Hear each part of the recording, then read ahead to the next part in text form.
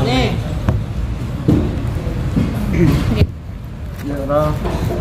Kak, ada kekecewaan apa sih Kak sampai sebegitu emosinya dengan sosok Reza Herlambang? Oke, Reza Herlambang ini aku kenal tahun 2019. Waktu itu dia tiba-tiba DM aku kan pada saat aku viral-viral, suara aku yang terlalu merdu, yang terima kasih, yang sampai jangkrik orang pada mati kata Bang Hotman Paris. Ya kan, tapi gue tetap pede ya kan, dan menghancurkan seluruh acara TV semua suara gue itu. Nah setelah itu dia DM, Beb apa kabar, salam kenal bla bla bla bla, dia mau bikinin aku lagu. Terus akhirnya janjian di apartemen, ya kan, ketemuan ngobrol-ngobrol-ngobrol, terus ngobrol masalah angka.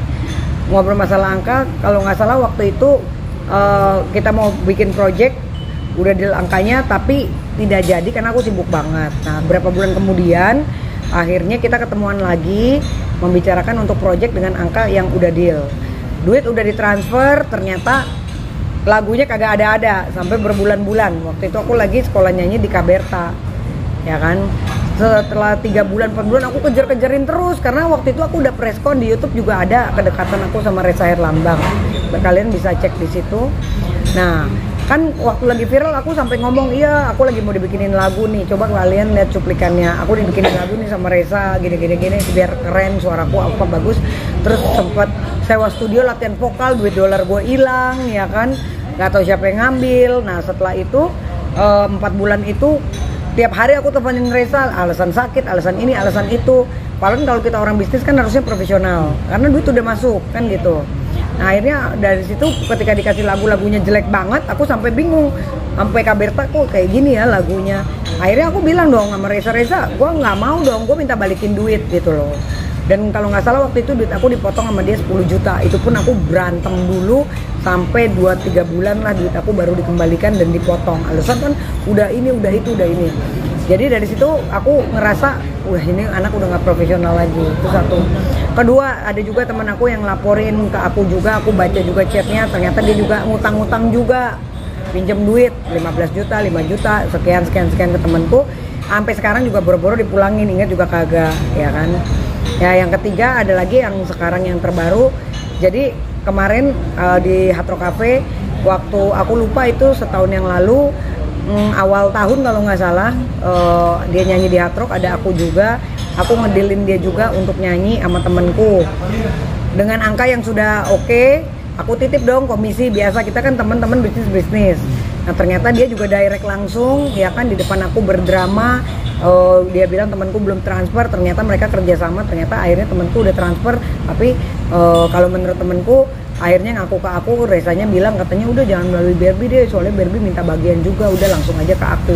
Nah dalam 1 minggu itu aku dibikin kayak orang bodoh. Aku teleponin temen aku, Beb gimana, kamu kan udah janji sama aku mau transferin Reza, tapi transfernya jangan melalui langsung ke Reza ya, karena aku pernah ada kejadian gak enak, nanti takutnya kembali lagi seperti itu. Aku bilang kan, aku kan jagain temen aku dong.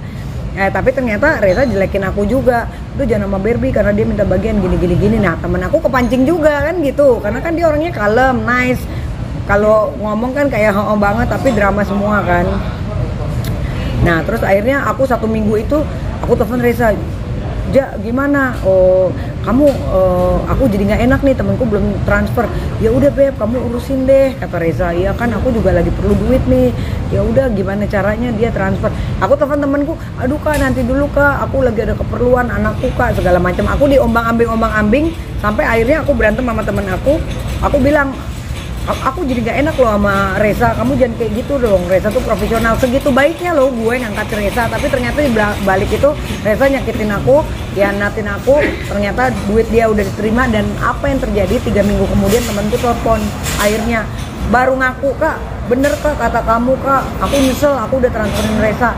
Lah terus salah sendiri, kamu nggak mau dengerin aku kan bilang aku pengacara, nanti aku yang bikinin kontrak biar masuk rekening aku dulu, karena aku pernah punya kejadian gak enak. Aku nggak ceritain tuh detail kejelekannya Reza pada saat itu, tapi karena temanku mungkin merasa ya Reza ganteng, Reza ini mungkin terlalu percaya apapun itulah, dengan triknya dia seperti kayak ya udah percaya aja, ya sudah akhirnya dia Kak mau gimana ya Kak, aku susah banget ngubungin dia. Dan akhirnya dari awal tahun itu sampai dengan kemarin bulan Agustus baru dia bikin surat laporan, ternyata dia sudah masuk duit 69 juta. Nah, tadinya dia mau pakai aku sebagai kuasa hukum, tapi aku minta lo bayar gue mahal karena lo udah nyakitin gue gituin dong. Gue kalau duit receh I'm so sorry, ngapain, gue bilang gitu. Nah, waktu itu aku nggak sempet angkat berita karena aku pikir kan gue paling males ngomongin orang kalau nggak ada bukti kan gitu. Ya udah, tiba-tiba kan sekarang lagi rame kan tentang dia, dan kalau dia dibilang penipu apa-apa ya gue sih setuju karena menurut gue memang banyak banget yang dia kerjain termasuk gue juga gitu loh, dengan drama-drama kesusahannya, dengan drama ya intinya gini loh, kalau lo bisnis sebagai orang profesional di mana-mana ada lagunya udah jadi baru kita bayar kalau dia memang profesional. Ini enggak, belum ada lagu tapi dia minta bayar dulu, sama semuanya juga begitu kan, sekian puluh juta, tapi ujung-ujungnya lagunya kagak nongol-nongol. Nah orang kan dibikin ombang-ambing. Aku juga waktu itu udah preskon loh, udah preskon di YouTube juga ada, ternyata akhirnya apa, berantakan, lagunya nggak sesuai hasilnya. Dan waktu itu kita minta balikin duit sampai berantem. Nah ada manajernya itu, siapa namanya tadi gue salah sebut tadi gue sebutnya Mbak Astrid, ternyata bukan, ada yang gemuk tuh yang pakai jilbab, siapa sih namanya. Nah itu pun aku sampai marah-marah juga sama dia. Aku bilang, Mbak, lo kan sebagai manajer, masa sih Reza ada transferan dari temanku lo nggak tahu, dan kita kan komunikasi setiap hari, maksudnya kok tega sih kalian bohongin aku sampai ngomong kayak gitu loh. Karena kita ini kalau bisnis jangan sampai bohong-bohong, tipu-tipu nih dunia entertainment, apalagi duit 60 juta doang bro, iya kan kecil banget, harga diri lo rendah banget, duit 60 juta lo betrek kayak begitu, itu menurut gue sih udah nggak bener gitu loh. Dan akhirnya kan sekarang temanku melaporkan ke polisi, sekarang katanya udah panggilan 3 kali nggak datang, sekarang lagi udah surat jemput paksanya sudah keluar, sekarang lagi dicari, tapi kan Reza ganti-ganti nomor telepon gitu loh. Jadi ya kita lihat aja nanti seperti apa gitu. Dan aku udah pegang surat laporannya Reza gitu loh. Ya seperti itu sih kejadiannya. Jadi kalau ada orang bilang Reza gini-gini ya memang seperti itu betul kenyataannya gitu loh. Jadi ya aku sih berdoa sama Reza, lu ketemu gue deh Reza, ya kan syukur-syukur malam ini lu datang ke acara, gue pengen ngomong gitu. Harus gentle ya. Kita ini gini ya, bodoh amat masa lalu lu, mau lu kaya kayak mau lu miskin kayak, gue nggak peduli, tapi lu sebagai laki-laki harus bertanggung jawab. Jangan lu pakai drama ini, kesusahan ini itu, ngilang sakit ini itu, tapi duit orang lu terima semua, hasilnya nggak ada, kan sama aja nipu. Itu nipu gak namanya, duit udah masuk tapi yang dikerjakan proyeknya nihil semua, ya kan. Sementara sekarang ada lagi korban temenku juga gitu. Ya ini aku harapkan dengan aku habis ngomong kayak gini buat korban-korbannya, karena banyak banget gitu loh. Dan termasuk temenku ada yang artis top ini aja banyak banget transferannya, gue lihat tuh chattingnya, dia belum mau buka suara aja. Mudah-mudahan habis ini gue telepon nanti kalau dia mau buka suara lebih bagus lagi. Karena memang udah lama sih sebenarnya kita menahan perasaan untuk nggak mau bicarain ini ya kan. Tapi kalau udah seperti ini ya udah sekalian aja dibuka semua aibnya gitu. Toh kalau gini loh, kalau lu emang orang baik, lu pasti nggak mungkin diomongin orang jelek. Contoh misalnya kayak gue diomongin orang halu ini terserah, tapi kenyataannya hidup gue baik, gue jabatan gue tinggi di mana-mana, gue orang respect, kan beda. Itu kan dunia panggung, benar gak? Tapi kalau lu kan apa, di panggung lu kayaknya pencitraannya luar biasa, terzolimi, kayaknya lu jualan ini jualan itu, padahal lu tipu sana tipu sini, lu kena batunya kali ini, lu lihat aja nanti gitu loh. Kak, tapi bisa dipertanggungjawabkan ya ke omongan ini? Iya bisa dipertanggungjawabkan karena aku udah simpen surat laporan kepolisiannya juga kok, ini sudah ada, ya kan, ini juga udah ada. Tapi aku nggak mau ini dulu ya, jangan di ini dulu. Ini sudah dilingkarin juga, total kerugian 69 juta. Kak Berbi, gitu. tapi dan akhirnya temanku ngaku, maaf ya Beb, ya gue yang salah, habis gue percaya gini-gini. Ah lo nggak bener juga, gue bilang. Kenapa? Kalau kita sebagai teman gini loh, kita kan harus, orang bisnis itu jangan merusak link, jangan direct langsung, hargain siapa yang menjembatani kan gitu. Tapi kalau udah mau cari celah sendiri, merasa pede sendiri, ya udah kena batunya ya. Sekarang rasain kan lumayan duit 69 juta, akhirnya project nggak jadi, semuanya nggak jadi apa-apa. Ya sekarang akhirnya dia lapor polisi gitu. Tapi Kak, udah coba berusaha menghubungi? Kan dia ganti-ganti telepon, si Reza. Gua waktu itu sampai berantem, sayang nih handphone aku baru ganti, jadi chatting hilang ya. Waktu itu panjang banget berderet. Waduh, kalau permasalahan ini gua angkat dari dulu mungkin udah enak banget sih. Cuman kan aku nggak mau sebenarnya aib-aib yang dan duit receh menurut aku yang kayak gitu kan malu-maluin 30 juta, 60 juta, 100 juta duit receh. Sekalian aja lo kalau mau ngembat tuh yang gede. Tapi kan pernah juga ngembat yang gede yang hampir 1 miliar yang katanya dibikinin video klip, fotonya hasilnya nggak sesuai. Itu juga kalau nggak salah ada anak anggota dewan kalau nggak salah. Itu pun aku juga dengar juga gitu loh. Jadi memang di dunia pertemanan gue udah di blacklist sana sini. Makanya tadi ada Mas Ageng Kiwi, gue sempet marahin juga. Ngapain lu dukung dia gitu, lu dukung orang yang benar. Bawa orang nggak bener nanti bahaya kan begitu. Akhirnya tipu sana tipu sini, utang sana, utangnya bererotan kali itu. Ya makanya mudah-mudahan kita lihat aja nanti siapa-siapa yang banyak korban. Kalau gue kan ngomong udah ada buktinya, jadi gue nggak takut gitu aja kan. Karena gue sendiri yang mengalami, ya kan udahlah dulu project gue nggak jadi, ya kan.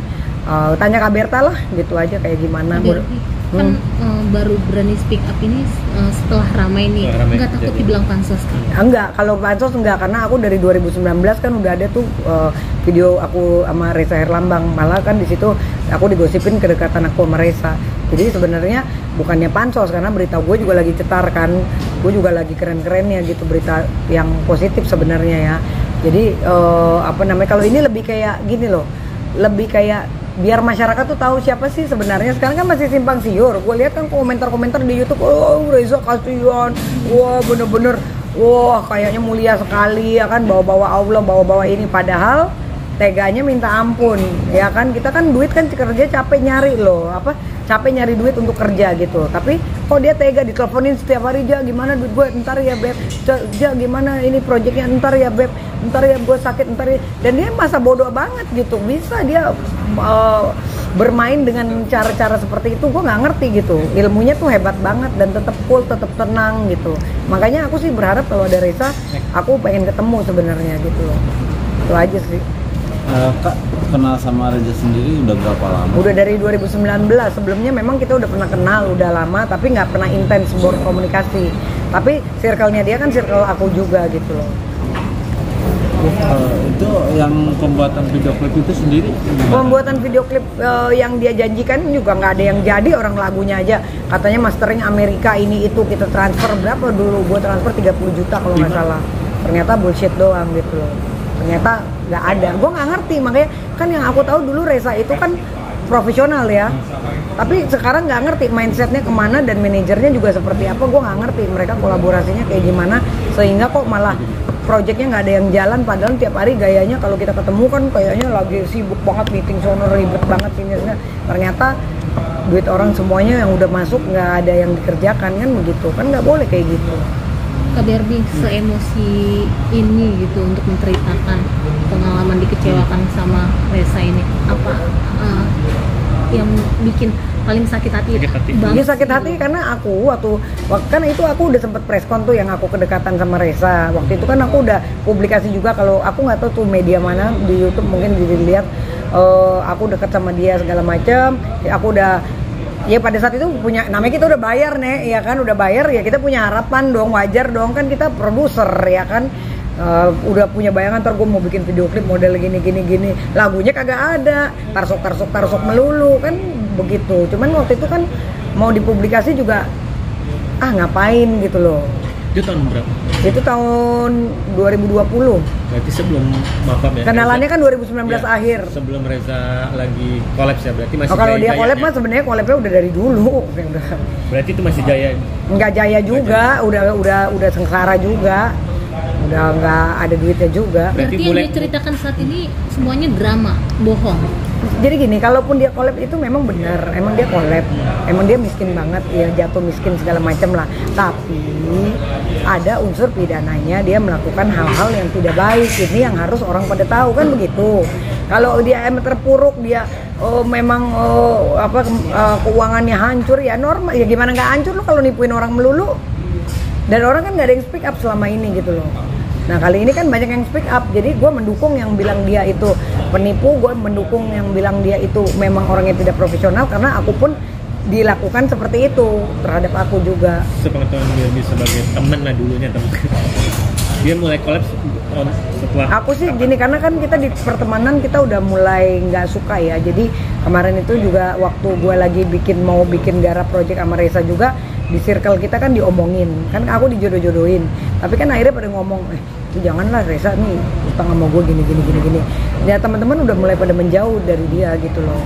Dan dia juga kan nggak tahu gaulnya, nggak jelas kan. Dulu kan di partai ini gayanya selangit, ternyata orang di partai ini duitnya juga banyak yang begituin juga dengan proyek iming-iming nyanyi ya, ternyata lagunya nggak ada yang jebol, ya kan, nggak ada yang seindah dulu kan begitu. Nah pertanyaannya, kenapa bisa begitu? Kalau emang kamu profesional ya udah dong, terima. Orang udah terima duit kan udah percaya dong, ya lakukan dong, kerjakan apa yang kamu bisa kan gitu. Kan katanya hebat tapi ternyata zong. Ya mendingan kayak gue ya kan, nggak banyak omong, tiba-tiba bikin video klip cepret terserah mau dislike-nya ribuan juga emang gue pikirin. Yang penting gue punya karya, ini loh yang gue bisa. Gue pakai duit gue sendiri, gue nggak pernah nipu orang, mana ada laporan gue yang jelek-jelek. Paling cuma Barbie gini-gini, tapi sekarang kan bagus namanya. Pernah nggak ada Barbie nipu? Nggak ada. Gue sorry kalau duit harga diri. Makanya gue bilang, Reza, lo punya harga diri lah. Jangan lo dengan berkilah manisnya lo gini-gini, lo iming-iming cewek-cewek gitu kan, banyak banget yang pada mau bikin video klip sama dia. Sepengetahuan Barbie nih, ada beberapa rekan artis yang aku sih belum tahu ya kalau rekan artis yang lain. Yang aku tahu ini kan baru temenku satu ini ya, aku nggak mau sebutin namanya karena dia juga kan nggak mau dipublikasi untuk saat ini gitu loh. Mungkin nanti ada saatnya dia nanti akan bicara gitu ya, kayak gitu. Oke, terima kasih. Thank you.